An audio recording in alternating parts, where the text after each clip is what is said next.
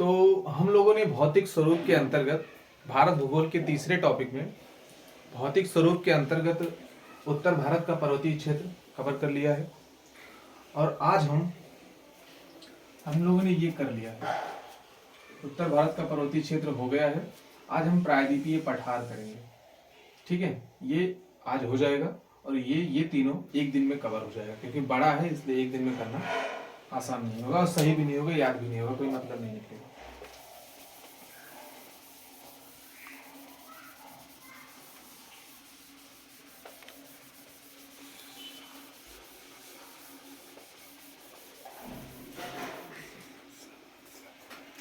तो आज हम देखते हैं प्रायद्वीपीय पठार।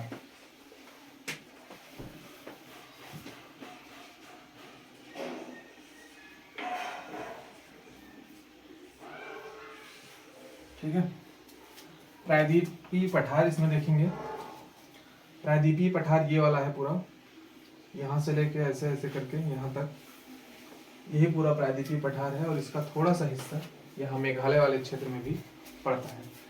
यहाँ से लेके ऐसे ऐसे पूरा ये यहाँ तक है और थोड़ा सा ये मेघालय है। ये पूरा का पूरा अपना प्रायद्वीपीय पठार है। इसी का हम लोग को आज को अध्ययन करना है। तो प्रायद्वीपीय पठार, सबसे पहले तो ये गोंडवाना लैंड का भाग है। पहली चीज क्या,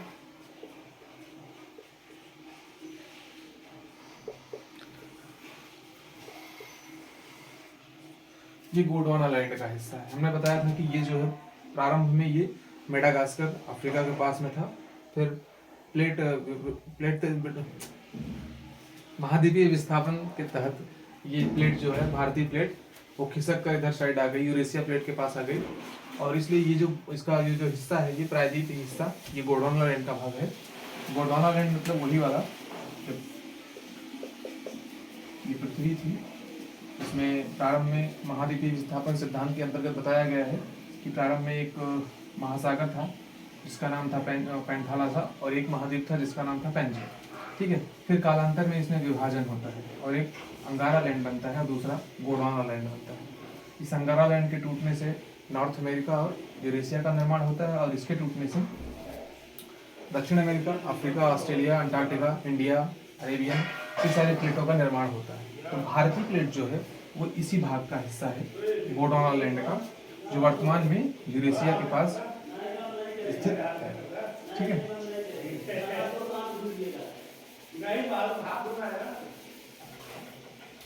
दूसरी चीज, इसकी आकृति त्रिभुजाकार है। क्या है? त्रिभुजाकार।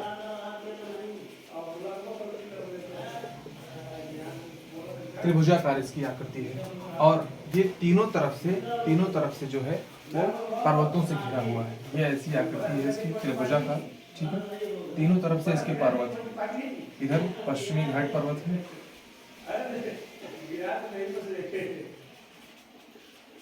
पश्चिमी घाट पर्वत, इधर साइड पूर्वी घाट पर्वत है,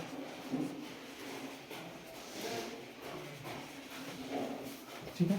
और इधर जो है अरावली है, विंध्याचल पर्वत है। उसके बाद बहुत सारी छोटी बड़ी पर्वत श्रेणियां हैं। इसी में आपके राजमहल की पहाड़ियां भी हैं।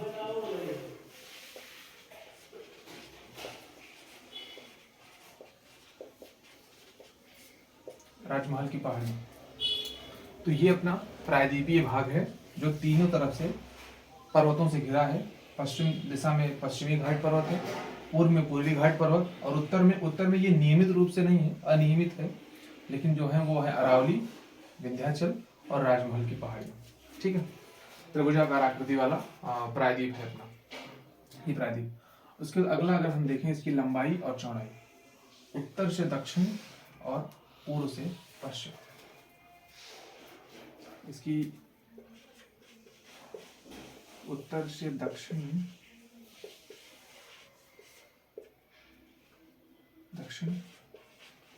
1600 किलोमीटर है, और पूर्व से पश्चिम 1400 किलोमीटर है, ठीक है। ये उत्तर से दक्षिण जो है ये ऐसे ऐसे उत्तर से दक्षिण 1600 किलोमीटर है और पूर्व से पश्चिम 1400 किलोमीटर है। और इस पूरे के पूरे प्रायद्वीपीय क्षेत्र है, ये पूरा का पूरा जो प्रायद्वीप है इसका जो क्षेत्रफल होगा वो 16 लाख वर्ग किलोमीटर है। क्षेत्रफल की अगर बात करें तो 16 लाख वर्ग किलोमीटर इसका क्षेत्रफल है। ठीक है, पूरे के पूरे इस प्रायद्वीपीय भाग का क्षेत्रफल 16 लाख वर्ग किलोमीटर है और इसकी इधर से इधर लंबाई 1600 किलोमीटर, यहाँ से यहाँ 1400 किलोमीटर लंबा है। ठीक, इतनी चीज। अब अगर हम बात करें तो कि प्रायद्वीपीय पठार है वो भारत के किन किन राज्यों में फैला हुआ है, तो हम देख सकते हैं यहाँ केरल है, तमिलनाडु, कर्नाटक, आंध्र प्रदेश, गोवा, महाराष्ट्र, तेलंगाना, छत्तीसगढ़, उड़ीसा, मध्य प्रदेश, गुजरात, राजस्थान, हरियाणा, दिल्ली, थोड़ा सा क्षेत्र यूपी में और थोड़ा बिहार में, फिर झारखंड, पश्चिम बंगाल में थोड़ा सा, पश्चिम बंगाल का पुरुलिया जिला जो है वो इसके अंतर्गत पड़ता है। और इधर मेघालय में गारो, खासी और जयंती की पहाड़ियाँ और असम की मिकरी रेंगमा की पहाड़ियाँ जो हैं वो इसी प्रायद्वीपीय पठार का हिस्सा है। ठीक है, ये मेघालय का पठार और ये असम की मिकरी रेंगमा पहाड़ियाँ भी इसी प्रायद्वीपीय पठार का हिस्सा है। तो इतने राज्य जो हैं, इधर मेघालय और असम, उसके बाद पश्चिम बंगाल, झारखंड, बिहार, उड़ीसा, छत्तीसगढ़, मध्य प्रदेश, यूपी, राजस्थान, दिल्ली, हरियाणा, गुजरात, मध्य प्रदेश, महाराष्ट्र, छत्तीसगढ़, आंध्र प्रदेश, तेलंगाना, कर्नाटक, गोवा, आंध्र प्रदेश, तमिलनाडु और केरल, इतने राज्य हैं जिनमें ये प्रायद्वीपीय पठार विस्तृत है। अब इस पठारी भाग में बहुत सारी नदियां हैं जिसने इसको काट छाट के विभिन्न आकृतियां प्रदान कर दी हैं। ठीक है, तो इसमें बहुत सारी आकृतियां बनी हुई हैं जिसको हम दो भागों में विभाजित करके अध्ययन करेंगे, जिसका अध्ययन हम दो भागों में विभाजित करके करेंगे मुख्य रूप से। एक तो पठार और दूसरा पर्वत। ठीक है, अब हम देखेंगे कि इस पूरे के पूरे प्रायद्वीपीय भाग के अंतर्गत कौन कौन से प्रमुख पठार आते हैं और कौन कौन से पर्वत आते हैं। ठीक? पठार की बात करें तो एक पठार यहाँ पे है, ये विंध्याचल श्रेणी के उत्तर में ये वाले क्षेत्र में है, इसे मालवा का पठार बोलते हैं।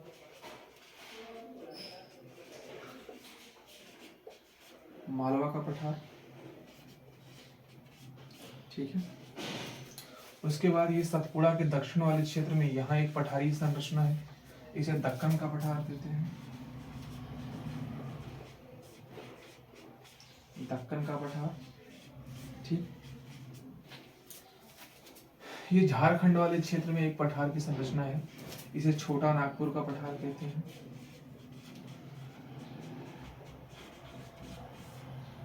छोटा नागपुर का पठार। ठीक है, और एक ये पठार है मेघालय का पठार।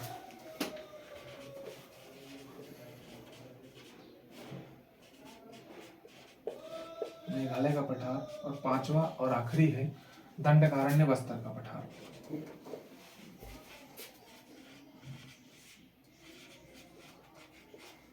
ठीक है, ये 5 पठार हैं प्रायद्वीपीय पठार के अंतर्गत। ये प्रमुख संरचनाएं हैं, क्या कह सकते हैं कि भौगोलिक संरचनाएं हैं, उनको दो भागों में विभाजित किया गया है, एक तो पठार, दूसरा पर्वत। पठार में 5 प्रमुख पठार हैं। ठीक, मालवा का पठार, दक्कन का पठार, छोटा नागपुर का पठार, मेघालय का पठार और दंडकारण्य बस्तर का पठार। अब हम और पर्वतों में अगर देखें, पर्वतों में अगर देखा जाए तो पर्वतों में अरावली है, अरावली, ये वाली अरावली पर्वत श्रेणी है। ठीक है, विंध्याचल है, ये विंध्याचल श्रेणी। ठीक, सतपुड़ा, ये सतपुड़ा श्रेणी है, यहाँ से लेके यहाँ तक। उसके बाद पश्चिमी घाट पर्वत,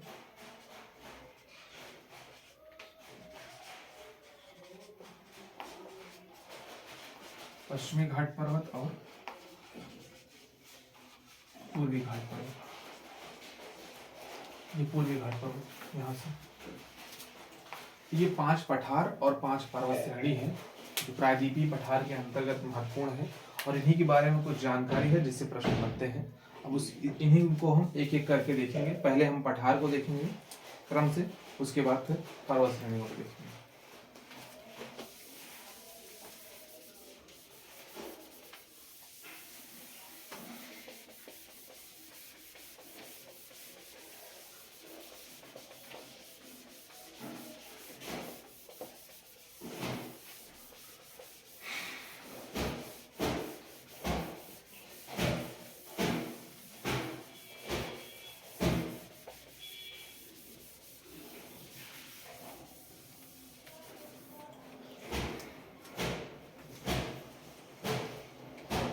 तो पठार में हम सबसे पहले स्टार्ट करते हैं मालवा के पठार से।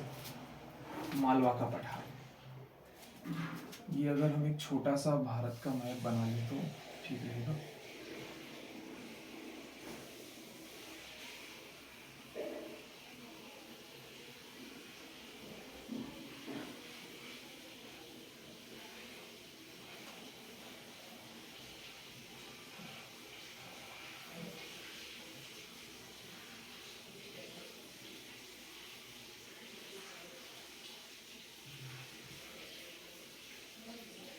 ठीक है, आशा करते हैं कि आप लोग समझ रहे होंगे इसको। ठीक है, हम सिर्फ प्रायद्वीपीय क्षेत्र को ये में पढ़ना है तो बस उतना ही मैप बनाए हैं। इसमें पहला हमको देखना है मालवा का पठार।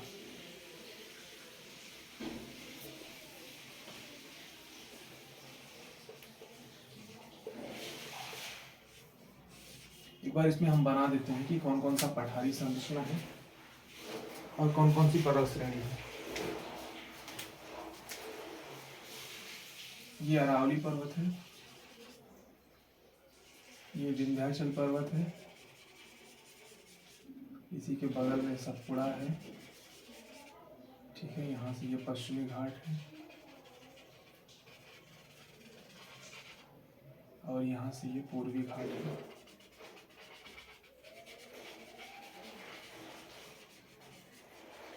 खैर पूर्वी घाट पर्वत एक क्रमिक श्रृंखला में नहीं है, ये बहुत टूटा फूटा है। बस समझने के लिए समझिए कि ये पूर्वी घाट है। इधर ये 5 पर्वत श्रेणियां हैं प्रायद्वीपीय पठार की, और 5 पठारों में ये इधर एक पठार है विंध्यन के उत्तर में, यहाँ एक पठार है, एक यहाँ पठार है, एक यहाँ, और एक पठारी क्षेत्र यहाँ पर है। ठीक है,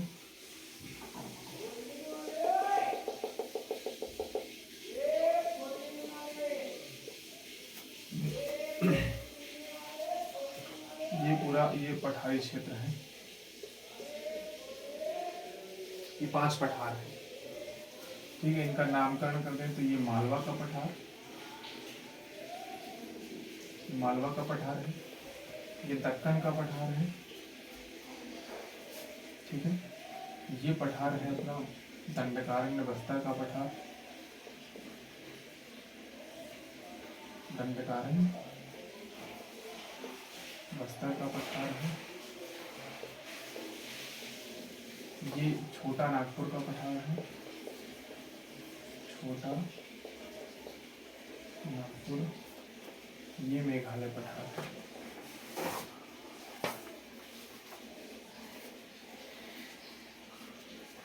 ठीक है, ये 5 पठार है, छोटा नागपुर पठार, दक्कन पठार, मालवा पठार। सबसे पहले हम ये पठारों को देखते हैं, तो पहले हम मालवा पठार देखते हैं। तो सबसे पहली चीज देखने से ही लग रहा होगा, ये विंध्यन श्रेणी है, विंध्यन श्रेणी की ये उत्तर में पड़ता है। तो इसकी अगर स्थिति की बात की जाए तो यह पहली बात तो ये त्रिभुजाकार है, त्रिभुजाकार। मालवा पठार क्या है? त्रिभुजाकार है और विंध्यन श्रेणी के विंध्याचल श्रेणी के उत्तर में और अरावली श्रेणी के पूर्व में स्थित है। तीन इस तरीके से है ये,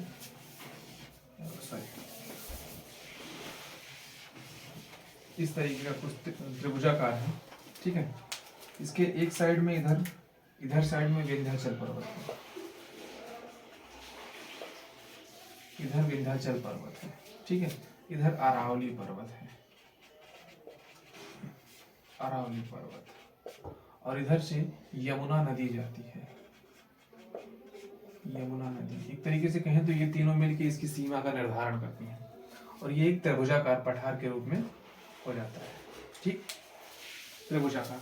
दूसरी अगर इसकी विशेषता की बात की जाए तो इसके ढाल की, इसका ढाल किधर है, तो इसका ढाल इधर साइड है, उत्तर पूर्व की तरफ, उत्तर पूर्व। इसका ढाल उत्तर पूर्व है, क्योंकि ये विंध्याचल पर्वत है, यहाँ ऊंचा क्षेत्र है, और अपेक्षाकृत इधर भी ऊंचा ही क्षेत्र है, तो यहाँ से जो ढाल है ये उत्तर की तरफ और पूर्व की तरफ, मतलब इधर यमुना नदी की तरफ मुड़ जाता है इसके सारे ढाल। इसीलिए यहाँ से और यहाँ से जो भी नदियाँ निकलती हैं इस पठारी भाग से होते हुए यमुना नदी में जाके मिल जाती हैं। ये देखिए, ये विंध्याचल पर्वत से श्रेणियाँ नदियाँ निकल रही हैं, और इस पठारी क्षेत्र से होते हुए उत्तर और पूर्व, उत्तर पूर्व की तरफ मुड़ जा रही है, क्योंकि ढलान उसी तरफ है, तो जाके यमुना नदी में मिल जा रही है। और ये नदियाँ जो हैं इस पठारी क्षेत्र पे बहुत सारी नदियाँ हैं, ज़्यादातर नदियाँ विंध्याचल से ही निकलती हैं और ऐसे यमुना में जाके मिलती हैं। तो इन नदियों ने इस पठारी क्षेत्र को काट काट के बहुत सारे बड़े बड़े गड्ढों का निर्माण कर दिया है, जिसको हम क्या कहते हैं, इसमें सबसे प्रमुख नदी जो है वो गंडक नदी है। गंडक नदी, गंडक नदी जो है वो यही गंडक नदी में ही, गंडक घाटी में ही चंबल के डाकू रहते हैं। ठीक है, सॉरी गंडक नहीं, गलती है, गंडक नहीं, चंबल नदी है। चंबल नदी है जो खड्ड का निर्माण करती है मुख्य रूप से, और बहुत सारी नदियां इस क्षेत्र की हैं जो इस तरीके का निर्माण करती हैं, और इसी चंबल में ही जो डाकू रहते हैं, क्योंकि वो इस तरीके से संरचना निर्मित हो जाती है जैसे एक तरीके से छोटे छोटे पहाड़ टाइप के हो जाते हैं, क्योंकि बीच में वो नदियां उनको ऐसे काट काट के ऐसे गड्ढा नालियां बना देती हैं। तो ये चीज हो गया। और तीसरा, इसका निर्माण की बात की जाए तो इसका निर्माण ज्वालामुखी से हुआ है। इस पठार का निर्माण ज्वालामुखी से हुआ है, ज्वालामुखी से, और ज्वालामुखी से इसका निर्माण हुआ है अम्लीय लावा से। ज्वालामुखी उद्गार से जो मैग्मा बाहर निकलता है उसमें दो तरह के लावा होता है, एक अम्लीय लावा, दूसरा क्षारीय लावा। तो इस पठार का जो निर्माण हुआ है ज्वालामुखी के अम्लीय लावे से हुआ है, जिस कारण इस क्षेत्र में ग्रेनाइट चट्टानों की प्रमुखता पाई जाती है। ठीक है, तो ये तीन मुख्य विशेषताएं हैं, त्रिभुजाकार है, और इसके दक्षिण में विंध्याचल पर्वत, ठीक है, उत्तर पश्चिम में अरावली और उत्तर पूर्व में यमुना नदी है। ठीक, और इसका ढाल उत्तर पूर्व की तरफ है, जिसकी वजह से इस क्षेत्र की अधिकांश नदियां उत्तर पूर्व की तरफ प्रवाहित होते हुए यमुना नदी में जाके मिल जाती हैं, और ये नदियां खड्ड का निर्माण करती हैं, बड़े बड़े खड्डों का निर्माण करने के लिए प्रसिद्ध है, या प्रख्यात या कुख्यात जो भी कहें हैं। इससे प्रमुख रूप से चंबल नदी है। और इसके निर्माण की बात करें तो इस पठार का निर्माण ज्वालामुखी लावे से हुआ है, और ज्वालामुखी के अम्लीय लावे से हुआ है, जिसमें सिलिका की प्रधानता पाई जाती है, और इसीलिए इस क्षेत्र में जो है वो ग्रेनाइट चट्टानें बहुतायत मात्रा में पाई जाती हैं। अब हम अगला पठार देखते हैं, दक्कन का पठार।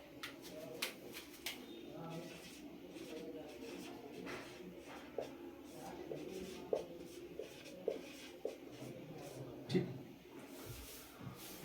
इसकी भी आकृति त्रिभुजाकार ही दिख रही है, ये भी क्या है, त्रिभुजाकार है, त्रिभुजाकार। दक्कन का पठार त्रिभुजाकार है। इसकी आकृति कुछ इस तरीके से,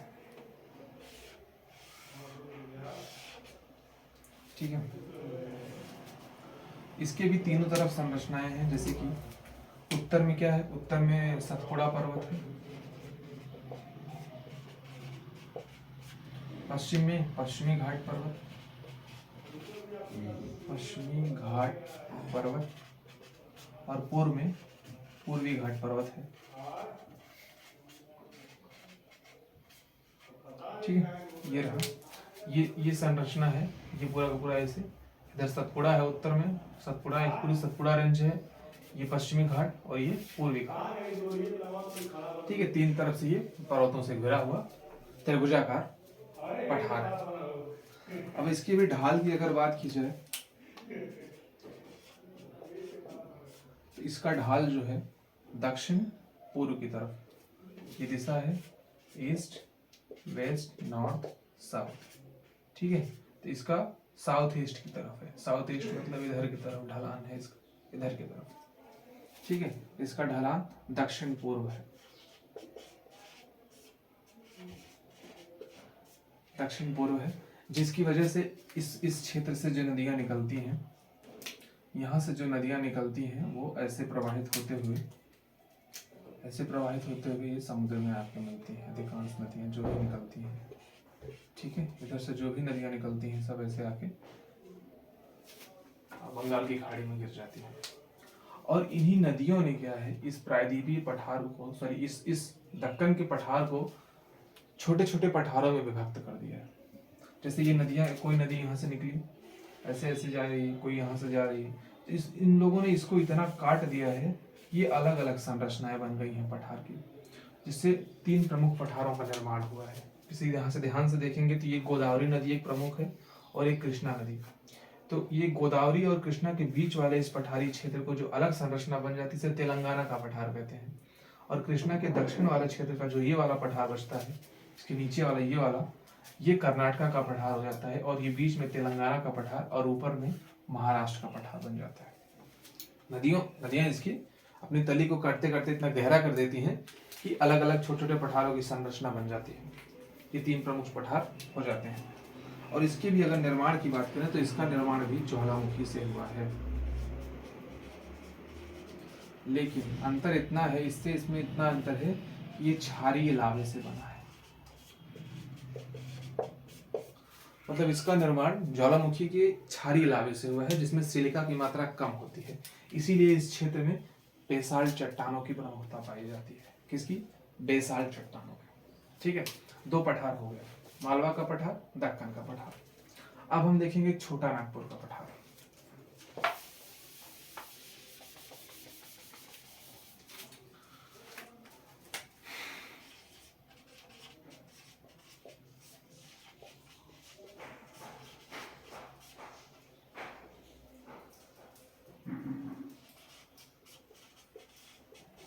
ठीक, इसकी अगर बात करें, एक चीज और अगर देखें तो ये जो मालवा पठार है, ये मालवा पठार अगर ध्यान दिया जाए तो मुख्य रूप से मध्य प्रदेश और राजस्थान में स्थित है, और थोड़ा सा भाग उत्तर प्रदेश में पड़ता है। और दक्कन के पठार की बात की जाए तो महाराष्ट्र में है, कर्नाटका में है, तेलंगाना आंध्र प्रदेश में है, और थोड़ा थोड़ा भाग इसका सब गुजरात में और मध्य प्रदेश में पड़ता है।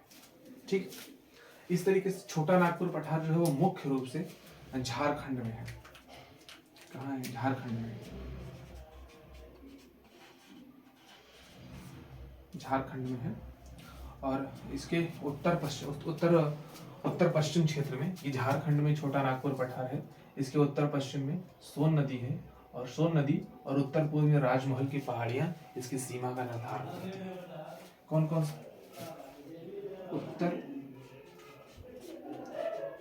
उत्तर पश्चिम में सोन नदी और उत्तर पूर्व में राजमहल की पहाड़ियां। वैसे राजमहल की पहाड़ियां इसी पठार का हिस्सा हैं। राजमहल की पहाड़ियां, ठीक है। जैसे ये पठार है, ये छोटा नागपुर का पठार है, तो यहाँ इधर साइड से सोन नदी है, यहाँ जो इसका पठार है ये राजमहल की पहाड़ी है।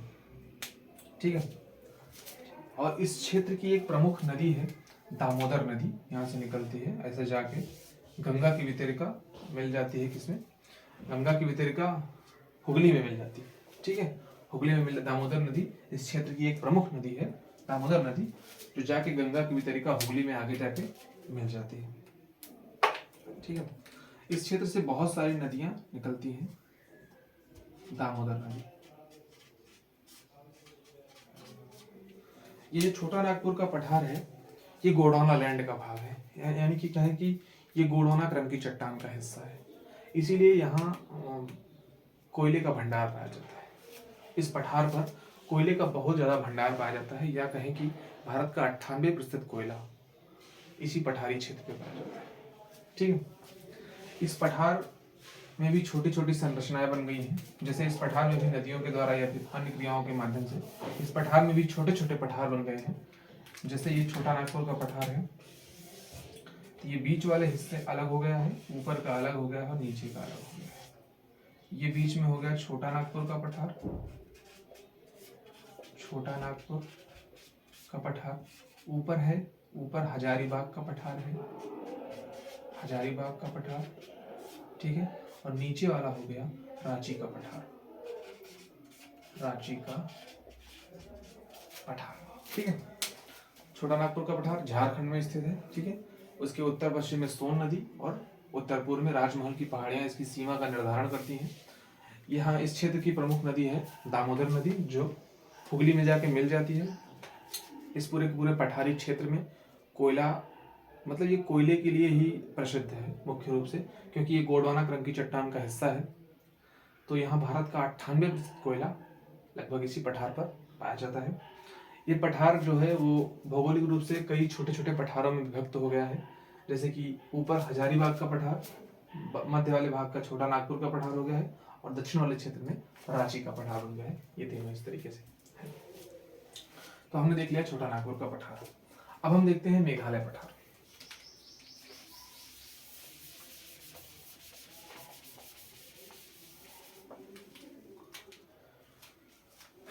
मेघालय का पठार,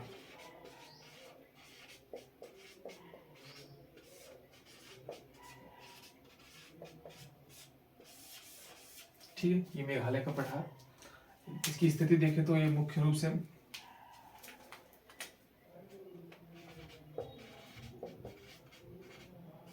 मेघालय और असम में है, ठीक है। असम में इसका अगर वर्गीकरण किया जाए, मेघालय पठार का भी वर्गीकरण है। मेघालय पठार भी तीन मुख्य रूप से इसमें पहाड़ियां हैं मेघालय पठार के अंतर्गत।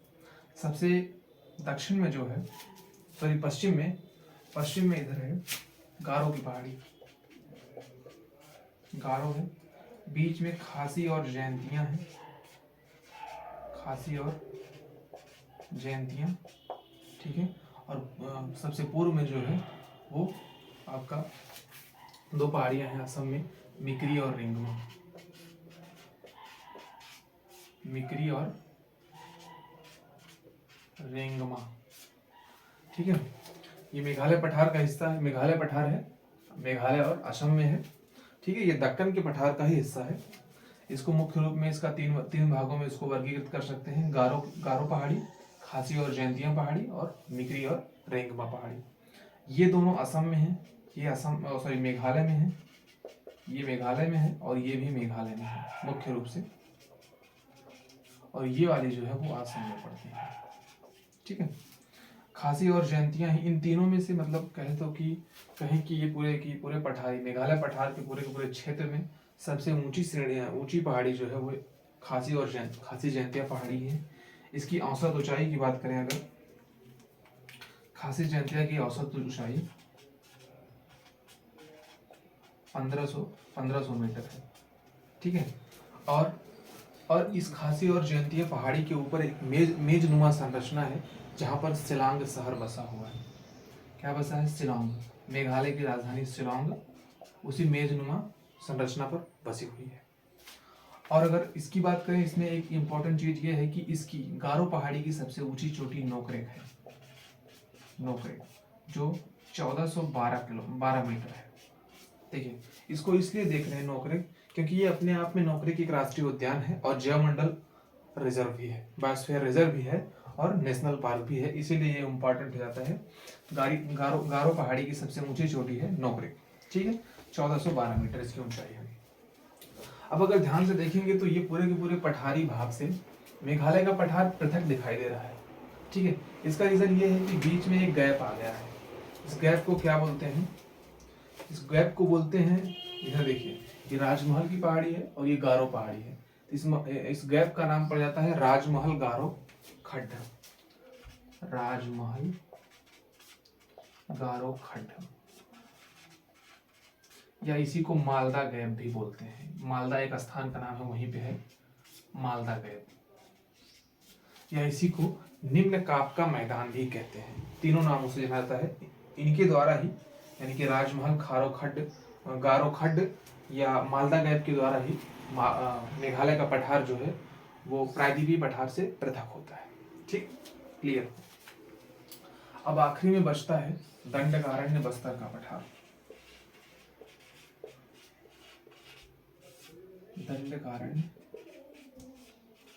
बस्तर का पठार ये मुख्य रूप से अगर देखा जाए तो छत्तीसगढ़ और उड़ीसा वाले क्षेत्र में है। ओडिशा वाले क्षेत्र में है, ओडिशा में है। ठीक है, ये छत्तीसगढ़ और ये ओडिशा में थोड़ा सा पड़ता है। इसकी मुख्य विशेषता ये है कि यहाँ भारत का एकमात्र टिन का भंडार पाया जाता है। टिन का भंडार मतलब भारत में यहीं केवल टिन पाया जाता है और कहीं नहीं पाया जाता है। भारत के एकमात्र टिन का भंडार है दंडकारण्य बस्तर का पठार। तो ये प्रायद्वीपीय पठार के वर्गीकरण में जो हमने 5 पठार लिए थे वो हो गया है। अब अगला 5 पहाड़ियां हैं या पर्वत श्रेणियां हैं महत्वपूर्ण जो हैं उनको देखेंगे। तो 5 पठार में हमने मालवा पठार देखा, दक्कन का पठार, छोटा नागपुर पठार, मेघालय पठार और दंडकारण्य बस्तर का पठार। अब हम वो 5 पर्वत श्रेणियों को देखते हैं, अरावली को, विंध्याचल को, सतपुड़ा, पश्चिमी घाट और पूर्वी घाट को।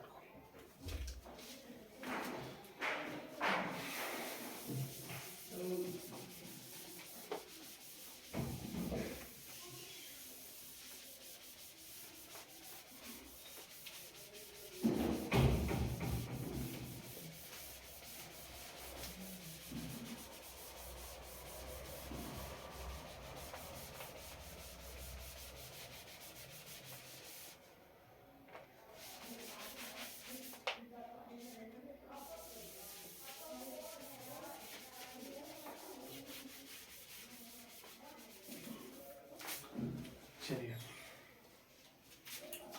ये हमारी अरावली पहाड़ी है। ठीक है, ये विंध्याचल है, ये सतपुड़ा है, ये पश्चिमी घाट है,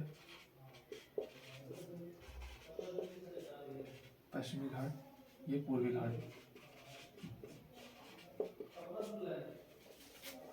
ठीक है, अब हम देखते हैं अरावली, एक एक को देखते हैं। अरावली पर्वत श्रेणी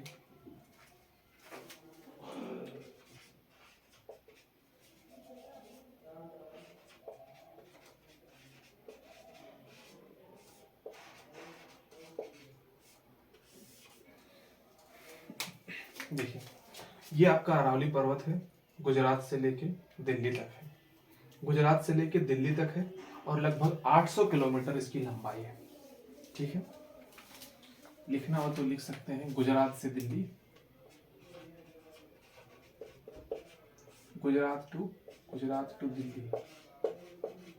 ठीक है, लंबाई 800 किलोमीटर। ठीक है, दूसरी इंपॉर्टेंट चीज इसमें देखें तो इसकी सबसे ऊंची चोटी गुरु शिखर है जो कि माउंट आबू पर्वत पे है। मतलब ये अरावली पर्वत श्रेणी के अंतर्गत भी कई छोटी बड़ी पहाड़ियां हैं। तो एक माउंट आबू पहाड़ी है, उसी पहाड़ी की सबसे ऊंची चोटी गुरु शिखर है। 1722 मीटर इसकी ऊंचाई है। ठीक है, अब अगर अरावली पर्वत की बात करें तो अरावली पर्वत एक प्राचीन वलित पर्वत है। प्राचीन वलित पर्वत, किंतु वर्तमान में एक अवशिष्ट पर्वत है।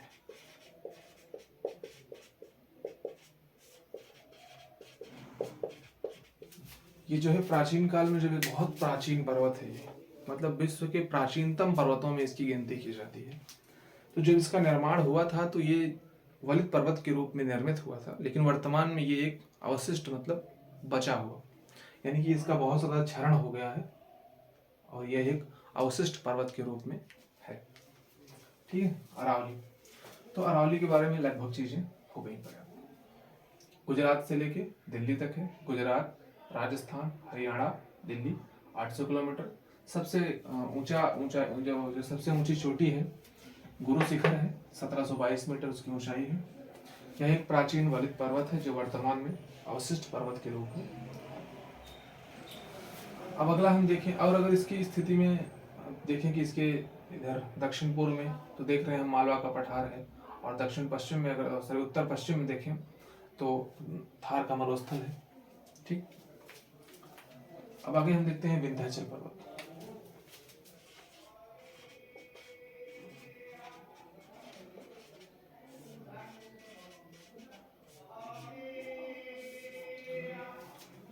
ये यहाँ गुजरात से लेके यहाँ बिहार तक है। कहाँ से? गुजरात से बिहार तक। वैसे ये मुख्य रूप से देखेंगे तो ये गुजरात से मध्य प्रदेश, थोड़ा सा हिस्सा बिहार, मतलब मुख्य रूप से ये मध्य प्रदेश में ही है, थोड़ा सा हिस्सा इसका यूपी और बिहार में पड़ता है। ठीक है, इसकी लंबाई अगर देखें तो इसकी लंबाई शायद 1 मिनट,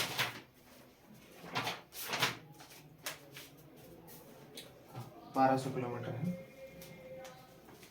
इसकी लंबाई 1200 किलोमीटर है। ये 1200 किलोमीटर लंबा है विंध्य श्रेणी। और इसके उत्तर में तो मालवा का पठार है और दक्षिण में इसके नर्मदा नदी है। क्या है? उत्तर में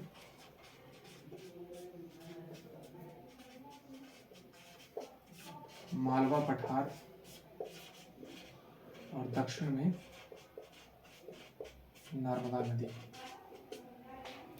और इसका वर्गीकरण करें या फिर ये देखें कि ये जो विंध्याचल पहाड़ी है, इसे मध्य प्रदेश में आगे जाने पर इसको विभिन्न नामों से जाना जाता है। जैसे इधर तो ये विंध्याचल श्रेणी है, आगे इसका नाम भारनेर पर्वत श्रेणी और कैमूर पर्वत श्रेणी है, या इसका वर्गीकरण ही कह सकते हैं। वर्गीकरण में अगर करें तो विंध्याचल, उसके बाद भारनेर और कैमूर, ये 3 पर्वत छोटे छोटे पर्वतों में वर्गीकृत हो जाता है। विंध्याचल पर्वत श्रेणी, भारनेर पर्वत श्रेणी और कैमूर पर्वत श्रेणी। ठीक है, ये प्रमुख चीज था विंध्याचल पर्वत के बारे में। अब अगला हम देखते हैं सतपुड़ा पर्वतमाला। सतपुड़ा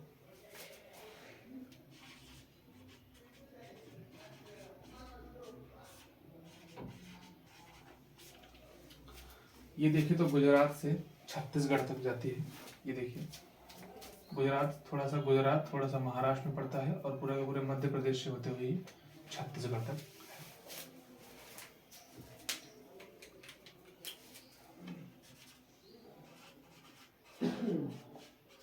गुजरात से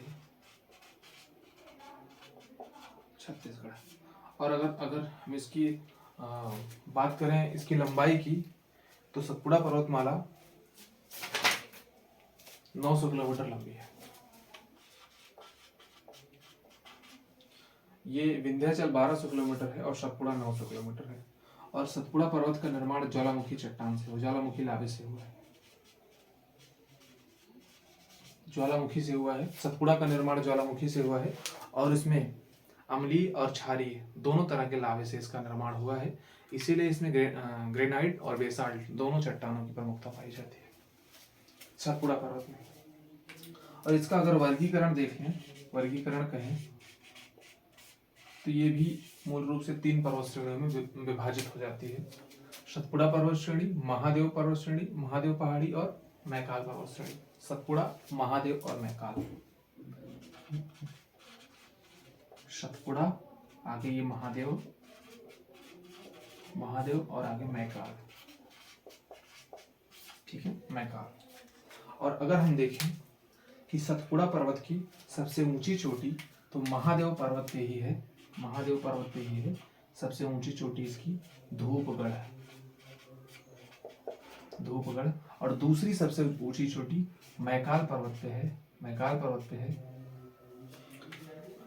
अमरकंटक।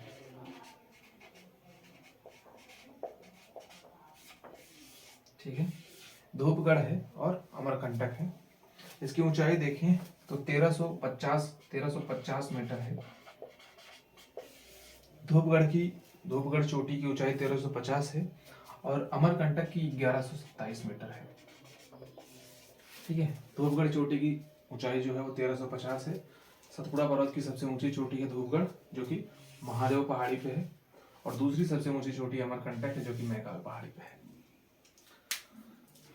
3 पर्वत श्रेणियां हो गई, बची 2, पश्चिमी घाट और पूर्वी घाट।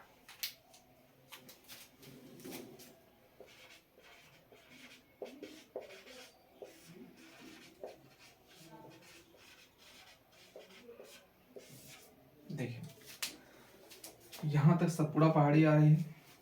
सतपुड़ा के दक्षिण में, सतपुड़ा के उत्तर में नर्मदा नदी बह रही है, उत्तर में नर्मदा है, और दक्षिण में जो है वो ताप्ती नदी है।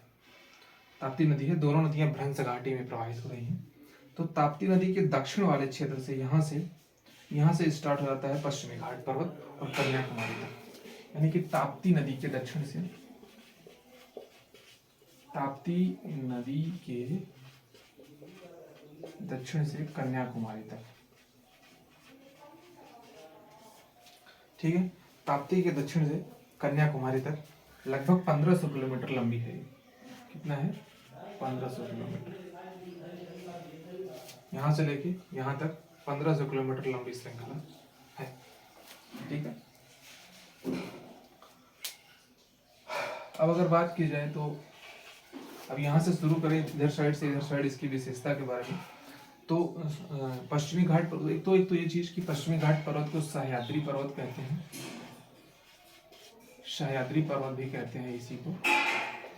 खासकर ये महाराष्ट्र वाले क्षेत्र में इसको सह्याद्री कहा जाता है, वैसे पूरा कहा जाता है सह्याद्री पर्वत। तो इस पश्चिमी घाट पर्वत की उत्तर में सबसे ऊंची चोटी है कालासुबाई। कालासुबाई मतलब पश्चिमी घाट, उत्तरी पश्चिमी घाट की सबसे ऊंची चोटी है कालासुबाई, 1646 मीटर। ठीक है, उत्तरी मतलब पश्चिमी घाट पर्वत के उत्तर में जो सबसे ऊंची चोटी पड़ती है वो कालासुबाई महाराष्ट्र में है, 1646 मीटर है इसकी ऊंचाई। उसके बाद महाराष्ट्र वाले क्षेत्र में ही अगर थोड़ा सा और नीचे आए देखें तो इसमें 2 दर्रे हैं, 2 दर्रे हैं, थाल घाट और भोर घाट। थाल घाट, भोर घाट। थाल घाट जो है, ये देखिए, ये दर्रा, ये थाल घाट है, ये मुंबई को ऐसे रास्ते के माध्यम से कलकत्ता से जोड़ता है। और दूसरा भोर घाट है, भोर घाट दर्रा, ये मुंबई को चेन्नई से जोड़ता है। थाल घाट जो है वो मुंबई को कोलकाता से जोड़ता है, और भोर घाट जो है वो मुंबई को चेन्नई से जोड़ता है। ठीक है, मुंबई को चेन्नई से जोड़ता है। अब अगर हम और नीचे बढ़ें तो हम देखते हैं कि यहाँ कर्नाटक में पश्चिमी घाट पर 2 प्रमुख पर्वत चोटी हैं। कौन है? कुद्रेमुख और ब्रह्मगिरी।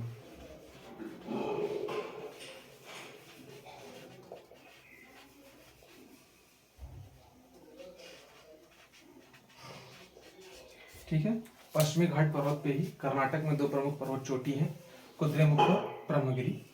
और नीचे बढ़ते हैं तो तीनों के नीलगिरी घाट का निर्माण, नीलगिरी पर्वत यहाँ क्या है? पश्चिमी घाट पर्वत आगे बढ़ता है जब कर्नाटक, केरल और तमिलनाडु के बॉर्डर पे पूर्वी घाट पर्वत और पश्चिमी घाट पर्वत एक दूसरे से मिल जाते हैं और नीलगिरी पर्वत का निर्माण होता है। इसी को नीलगिरी घाट भी कहते हैं। ठीक है, इसकी सबसे ऊंची चोटी जो है, सबसे ऊंची चोटी दोदा बेट्टा है। दोदा बेट्टा 2636 इसकी 2636 मीटर इसकी ऊंचाई है। ये दक्षिण भारत की दूसरी सबसे ऊंची चोटी। ठीक है, दूसरी सबसे ऊंची चोटी। अब नीलगिरी से आगे दक्षिण की तरफ देखेंगे, नीलगिरी से दक्षिण में जाने पर एक दर्रा है, फिर एक दर्रा है। कौन सा दर्रा है? पालघाट दर्रा। इसी को पलक्काड दर्रा भी कहते हैं, पलक्काड दर्रा। ठीक है, पालघाट या पलक्काड। तो ये क्या करता है, चेन्नई को कोच्चि से जोड़ता है, कोच्चि को चेन्नई या चेन्नई को कोच्चि से, कोच्चि टू चेन्नई ये मार्ग प्रदान करता है। फिर आगे जाएंगे तो पश्चिमी घाट पर्वत को अनामलाई नाम से, अलामलाई पर्वत के नाम से जाना जाता है। और उसके आगे जाने पर एक घाट का निर्माण होता है, अनाईमुडी घाट। किसका? अनाईमुडी घाट।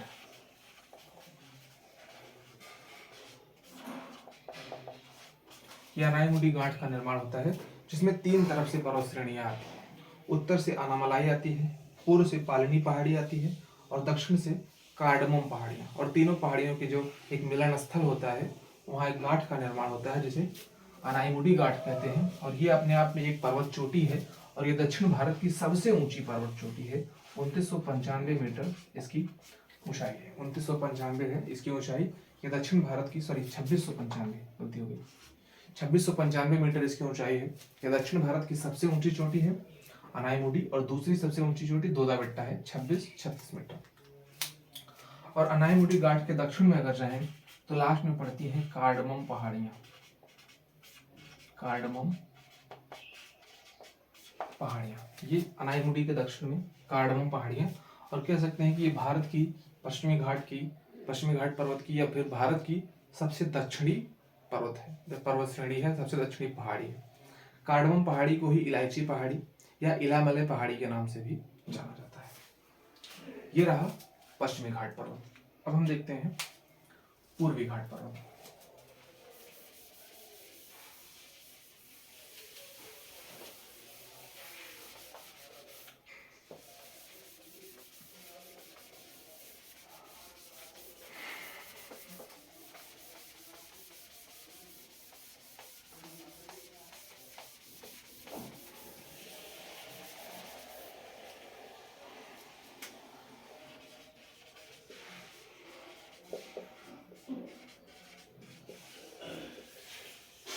ठीक है, पूर्वी घाट पर्वत यहाँ नीलगिरी से लेके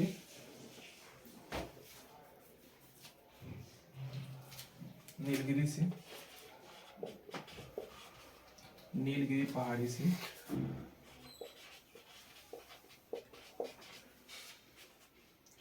उड़ीसा के उत्तर दक्षिण पूर्व तट तक, उड़ीसा तक कह सकते हैं, या उड़ीसा के दक्षिण पूर्व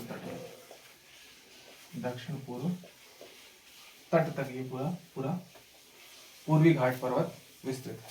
ठीक है, अगर इसकी लंबाई की बात करें तो ये 1300 किलोमीटर लंबी है, 1300 किलोमीटर लंबी है। और सबसे ऊंची चोटी की बात करें, अगर पूर्वी घाट की सबसे ऊंची चोटी की बात करें तो झंडागढ़ा है, झंडागढ़ा सबसे ऊंची चोटी है और इसकी ऊंचाई 1680 है। झंडागढ़ा देखो, झंडागढ़ा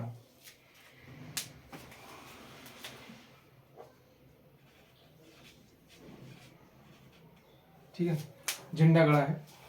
ये पूर्वी घाट यहाँ से दक्षिण उड़ीसा के इधर तट से स्टार्ट होता है और यहाँ नीलगिरी पहाड़ी तक, नीलगिरी पहाड़ी में के पास में ही, नीलगिरी पहाड़ी पर ही पूर्वी घाट पश्चिमी घाट से मिल जाता है। तो यहाँ इसकी पूरी की पूरी लंबाई 1300 किलोमीटर है। ठीक है, और इसकी सबसे ऊंची चोटी यहाँ आंध्र प्रदेश में है, झंडागढ़ा। ठीक है, झंडागढ़ा है 1680 मीटर। अब अगर हम पूर्वी घाट को देखें तो पूर्वी घाट में जैसे इधर से बहुत सारी नदियां निकलती हैं और इस घाट को बहुत ज़्यादा काट देती हैं, जिसकी वजह से ये एक क्रमिक श्रृंखला में नहीं है। इसमें छोटी छोटी पहाड़ियों का निर्माण हो गया है अलग अलग राज्यों में। तो उसी को हम देख लेते हैं, जैसे मुख्य रूप से आंध्र प्रदेश और तमिलनाडु में हुआ है। आंध्र प्रदेश और तमिलनाडु, देखिए आंध्र प्रदेश में नल्लामलाई है, नल्लामलाई, एरामलाई, वेलिकोंडा, पालकोंडा, शेषाचलम, नागरी। ये 6 पहाड़ियां हैं पूर्वी घाट की, नल्लामलाई, एरामलाई, वेलिकोंडा, पालकोंडा, शेषाचलम और नागरी। ये 6 के 6 पहाड़ियां पूर्वी घाट पर्वत की हिस्सा हैं और आंध्र प्रदेश में है। तमिलनाडु में जावधी पहाड़ी, मेलागिरी पहाड़ी, सेवाराय, पंचमल्लाई, यानी कि कावेरी नदी के उत्तर वाले क्षेत्र की जो पहाड़ियां हैं यहाँ वाली, यही पूर्वी घाट पर्वत का हिस्सा है तमिलनाडु में। ये 4 पहाड़ियाँ, बेलागिरी पर्वत श्रेणी, जावदी पर्वत श्रेणी, सेवाराय पर्वत श्रेणी, सेवाराय पहाड़ी और पंचमल्लई पहाड़ी। ठीक है, तो ये रहा पूर्वी घाट पर्वत। चार इसमें 6 पहाड़ी हैं और इसमें 4 मुख्य रूप से पहाड़ी हैं जिनका नाम याद रखना है। तो ये रहा हमारा प्रायद्वीपीय पठार, जिसमें हमने देखा कि प्रायद्वीपीय पठार के अंतर्गत जिसमें इसके अंतर्गत जो छोटे छोटे बहुत सारे पठार हैं पहले हमने उनको देखा, उसके बाद जो पर्वत श्रेणियां हैं उनको देखी, 5 प्रमुख पठारों के बारे में देखा, मालवा पठार, दक्कन का पठार, ठीक है, छोटा नागपुर का पठार, दंडकारण्य बस्तर का पठार और मेघालय का पठार। पर्वत श्रेणियों में हमने अरावली पर्वत श्रेणी देखी, विंध्याचल पर्वत श्रेणी देखी, सतपुड़ा पर्वत श्रेणी देखी, उसके बाद पश्चिमी घाट पर्वत और पूर्वी घाट पर्वत देखा। इसी के साथ हमारा भौगोलिक स्वरूप में उत्तर का ये उत्तर का पर्वतीय प्रदेश हो गया कंप्लीट और ये प्रायद्वीपीय प्रदेश कंप्लीट हो गया। अब कल हम ये उत्तर का मैदानी क्षेत्र, पूर्वी तटीय मैदान और द्वीप ये पूरा कवर कर देंगे और भारत का भौतिक स्वरूप समाप्त हो जाएगा। मिलते हैं कल।